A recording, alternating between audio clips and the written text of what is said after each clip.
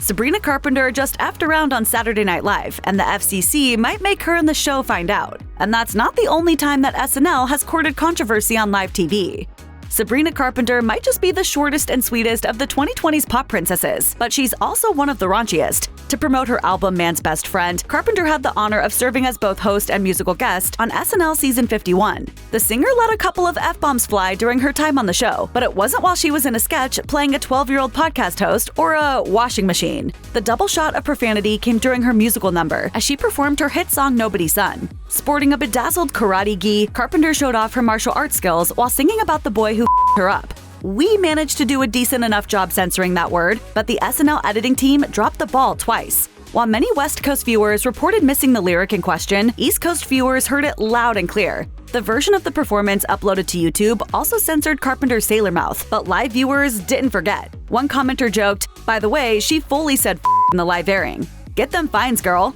Whatever those fines might be, the publicity that Carpenter received for her uncensored performance likely more than makes up for it. Not so fast, Sabrina Carpenter. You are under arrest. For being hot? No. It's a bit of an unspoken rule that there are just certain topics that remain off limits on TV. Martin Lawrence learned this the hard way in 1994 when he delivered a salacious SNL monologue in which he critiqued women's genital hygiene. After the episode aired live on the East Coast, the West Coast in turn received a heavily edited version that cut out those jokes. To this day, it's basically impossible to find an uncensored version of it online. The Los Angeles Times reported that NBC received almost 200 complaints regarding the monologue. The network subsequently barred Lawrence from NBC programming for the time being. Lawrence didn't seem angry about the response, but he did question whether or not it fell into the realm of bad taste. As he put it to the LA Times, "I saw Alec Baldwin playing a camp counselor and licking a little boy's fingers. That seems worse to me than what I had to say." In 2020, Lawrence appeared on the radio show The Breakfast Club and jokingly commented that he didn't give a damn about whether or not he's banned from SNL, while also noting that he wasn't in fact banned. He then added, "NBC realized the way it went down wasn't what they thought, and then they sent me an apology letter." In the middle of SNL's first season, creator Lorne Michaels booked a high-profile guest host who would hopefully boost the show's rookie ratings, the ever-provocative Richard Pryor. The episode remains legendary, but at the time, one particular sketch proved to be too shocking for America. Starring Pryor and Chevy Chase, the word association sketch features an employer doing a word prompt test exchange with a job applicant. The scene escalates to the point that the two exchange a slew of tense racial slurs back at each other. It ends with Chase casually dropping the N-word and Pryor responding, "Dead hunky." Writer Paul Mooney, who penned the sketch, later reflected on its impact and importance in his memoir. As he put it, "It's like an H-bomb that Richard and I toss into America's consciousness. The N-word as a weapon, turned back against those who use it, has been born on national TV." Decades later, Michaels confirmed to the New York Times that the sketch, quote, "defined the show and put it on the map." Despite its divisive nature, it remains heavily influential. As comedian Dave Chappelle put it, "It changed everything, not only on TV, but also my course, and it gave me the direction my life was meant to go in."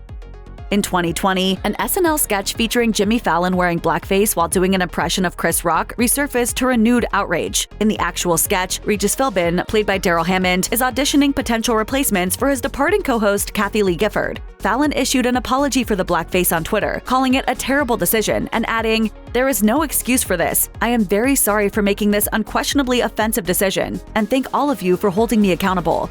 Fallon even took a week off from hosting The Tonight Show to deal with the controversy, and he then returned with an episode addressing it. But the thing that haunted me the most was, how do I say, I love this person? I respect this guy more than I respect most humans. For his part, Rock heard and understood the sense of love and called Fallon a great guy in an interview with the New York Times. He confirmed that he and his fellow SNL alum are indeed friends, while noting, "I don't think Jimmy Fallon intended to hurt me," and he didn't. He likewise told The Hollywood Reporter, "Jimmy Fallon doesn't have a racist bone in his body," while ultimately writing off the incident as bad comedy. In 1992, the basement-dwelling hosts of Wayne's World aimed an unpleasant swing in the direction of then 12-year-old first daughter Chelsea Clinton. The sketch in question featured Mike Myers as Wayne and Dana Carvey as Garth discussing the daughters of politicians. While Al Gore's daughters were referred to as Abraham Lincoln should they ever become president, Bill and Hillary Clinton's teen daughter was called, quote, "a babe in development." The sketch drew public criticism from viewers and then First Lady Hillary Clinton. Myers reportedly wrote an apology letter to the Clintons, while Lorne Michaels said, We felt upon reflection that if it was in any way hurtful, it wasn't worth it. She's a kid who didn't choose to be in public life. At the time, the Clintons were understandably extremely protective of their daughter and her right to enjoy a personal life outside the public eye. In the week following the sketch, Bill Clinton even commented on Chelsea not accompanying him to a summit meeting in Japan, as he explained, "She didn't want to be a big object of public interest." The Wayne's World incident wasn't the only time that SNL may have gone a little too far when joking about public figures. In a 2018 Weekend Update segment, cast member Pete Davidson opened a can of worms when he chose to mock the eye patch of Dan Crenshaw, who was a congressional candidate in Texas at the time. You may be surprised to hear he's a congressional candidate from Texas and not a hitman in a porno movie. Crenshaw is a decorated Navy SEAL who lost his right eye in an IED blast while serving in Afghanistan, and he understandably didn't take well to Davidson's cheap shot. He tweeted, "I hope SNL recognizes that vets don't deserve to see their wounds used as punchlines for bad jokes." A week later, Crenshaw made a guest appearance himself on SNL, alongside Davidson on Weekend Update. Davidson apologized, and the two shook hands. Crenshaw then went on to win his election, and Davidson eventually went on to rescind his apology. In his Netflix special, Alive from New York, released 2 years later, he credited himself for making Crenshaw, quote, "a household name," and called the joke harmless. He also added that his contrition wasn't sincere, and that he was forced to apologize. Back in April of 1996, the SNL team somehow didn't anticipate that an openly political band by the name of Rage Against the Machine might just clash with the episode's guest host, Steve Forbes. The billionaire publishing executive was hustling a Republican presidential campaign at the time, and he represented basically everything the band stood against. Inevitably, Rage were ready to live up to their reputation, which ultimately meant hanging upside-down American flags from their amplifier grills as a protest against Forbes. It was a gesture that wasn't exactly well received. As Rage guitarist Tom Morello explained to the LA Times a week later, "We wanted to stand in sharp juxtaposition to Forbes by making our own statement." He also described Forbes as, quote, "a billionaire telling these jokes and promoting his flat tax." As Morello recounted, stagehands ripped down the flags just seconds before the band entered the stage to perform their song Bulls on Parade. They were then asked to leave the building directly after their performance. The group was so livid that bassist Tim Comerford threw torn-up pieces of one of the flags into Forbes' dressing room. Morello also called the people working on SNL cowards and bootlickers to their corporate masters. Responding to the controversy, Lorne Michaels simply said, "We really enjoyed having Rage Against the Machine on our show." In 2004, Donald Trump was at the peak of his time hosting The Apprentice. He hosted SNL for the first time that year, and then he returned to host again 11 years later. But the second time around, he was less of a reality TV star and more of a combative presidential candidate. He'd recently made comments about Mexican immigrants, quote, "bringing drugs into the country and being rapists," which led to NBC cutting ties with him. But that didn't stop SNL from booking him as a host. That decision led to no shortage of outrage. There were protests outside the NBC studios at 30 Rockefeller Center, and following the broadcast, reviews were not kind. USA Today called the episode a disaster and an hour-long campaign commercial, while Vox described it as bland and boring and toothless. After Trump was elected president in 2016, there were accusations that SNL had helped contribute to his electoral success. Comedian Anthony Jeselnik, for one, told the Daily Beast, "I think Lorne Michaels helped get Trump elected." In an interview with NPR, then cast member Taran Killam called the episode embarrassing and shameful and noted that Trump was, quote, "not an enjoyable person to be around." He refuted the idea that the episode helped elect Trump, though he did add, "but there's definitely something where it normalizes him and makes it okay for him to be a part of the conversation."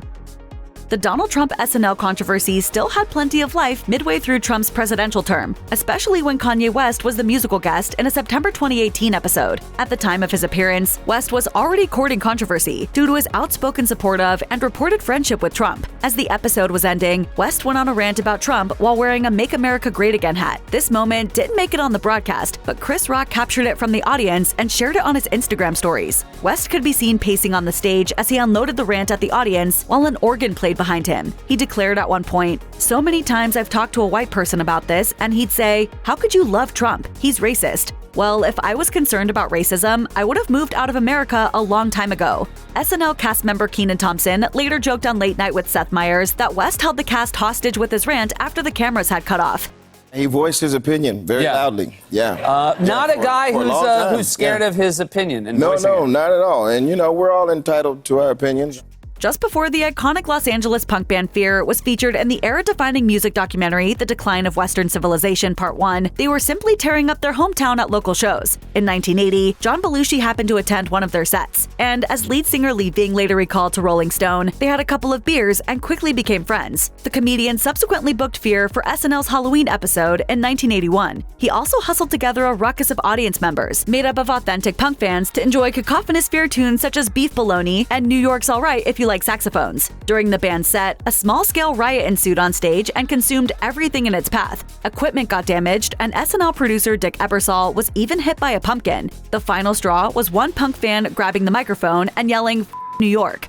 An NBC technician called the performance a life-threatening situation to the New York Post, which also reported that $400,000 worth of damages were caused. However, Billboard reported that Ving had supplied the figure to the Post as a joke, with SNL spokesman Peter Hamilton confirming that they actually had to pay only $40 in labor penalties. Either way, the infamous performance went down in history, and Ving proudly joined the list of performers banned from SNL.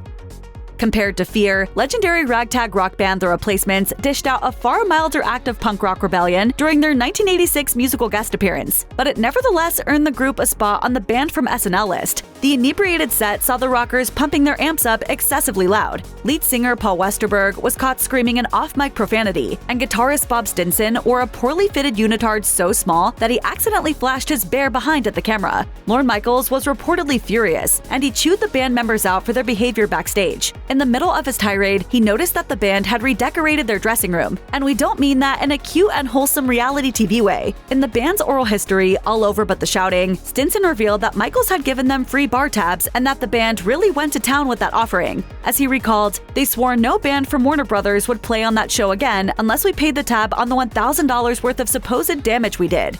The performance is now remembered as both impressive and infamous. As Replacements biographer Bob Mayer put it to Men's Journal, it was both a brilliant moment and a kind of catastrophe. Though the Replacements haven't returned to the SNL stage, the band did make its return to NBC with a far more subdued performance on The Tonight Show in 2014. One of the most legendary SNL controversies actually took place entirely off-screen. The story goes that in 1978, a heated exchange went down between Chevy Chase and Bill Murray. Chase was returning to host that week, while Murray was a cast member. As Chase later revealed on The Howard Stern Show, fellow cast member John Belushi may have been feeling a little overshadowed by his former co-star's sudden success after leaving the show, and he'd supposedly worked Murray up by telling him stories that weren't true. I think that Billy probably wanted to knock me down a couple of rungs, you know? The verbal exchange soon turned physical. According to Chase, Murray jumped up from the couch and charged at him. Belushi then tried to break the fight up and got caught in the crossfire. Murray and Chase eventually kissed and made up, and even worked together on the 1980 comedy classic Caddyshack. As Chase tells it, they've even remained friendly since then. And I think we've made an effort over the years to get to know each other better and to put that stuff behind. In October 2004, Ashlee Simpson experienced an onstage moment so intensely awkward that it transcends the history of SNL controversies. Simply put, it's one of the most cringeworthy blunders ever committed to any stage in music history. For her second performance as musical guest on the October 23rd episode, she was due to perform her song Autobiography, but as the band started playing, the vocal track from her previous performance, Pieces of Me, started blaring out while the singer's microphone remained at her side. She then improvised a few awkward dance moves before quickly leaving the stage, prompting the show to cut to an emergency commercial break. Simpson closed out the episode by claiming that her band had played the wrong song. A few days later, she called into MTV's Total Request Live to explain that a bad case of acid reflux had led her to losing her voice, thus necessitating the use of a backing track. The response to the snafu was instant and rough. As Simpson recalled in 2018 on her e-reality show, Ashley and Evan, "The world hated me for this SNL moment I had." But she also noted that the controversy only leveled her up as a performer and a person. As she explained to E! News, "I think things like that build your character and your strength, and it's how you handle them." You might have noticed by this point that Lorne Michaels is not someone who especially enjoys moments of unscripted insanity on a show. Oscar-winning actor Adrien Brody was apparently blissfully unaware of this fact during his first and quite possibly last hosting stint on SNL in May 2003. That was when he decided to do his own thing while introducing Jamaican dancehall legend Sean Paul as the musical guest. Unfortunately for everyone, Brody's thing consisted of donning a cheap dreadlock wig while speaking in a poorly executed Jamaican accent. He also adopted a persona based on Jamaican stereotypes that involved him making an odd attempt at supposedly Caribbean slang. It might just be the most awkward 45 seconds in SNL history, even when you include Ashlee Simpson's lip-sync debacle. And the awkwardness didn't end there. In a 2012 interview with Moviefone, Brody gave some sharp and brief answers to questions about the episode, during which he admitted he had a great time on SNL and would like to host again. However, he also noted that he'd heard he'd been banned from the show. Specifically, he said, "I've heard that. I don't know." According to Brody, Michaels didn't tell him anything backstage during the episode, so based on all that he knows, he's not sure how the story of him being banned got out. In 1992, 9 years before Pope John Paul II publicly acknowledged sexual abuse within the Catholic Church, Irish singer Sinead O'Connor sang a powerful a cappella version of Bob Marley's War on SNL. To top off the performance, she tore up a photo of the Pope while singing the word evil, and then implored her audience to, quote, "fight the real enemy." Her message wasn't exactly well received. NBC reportedly received more than 4,400 protest calls. Several celebrities also had unkind responses. Frank Sinatra, for one, reportedly said that he wished to punch O'Connor in the mouth. Joe Pesci also addressed the incident in his monologue when he hosted the following SNL episode. Because if it was my show, I would have gave her such a smack. O'Connor revisited the performance in a 2021 Today interview with Carson Daly, in which she admitted that she struggled with complex PTSD from things that she'd experienced while growing up. She also noted that the photo she tore up belonged to her abusive mother. It was a way of ripping her up as well, I guess.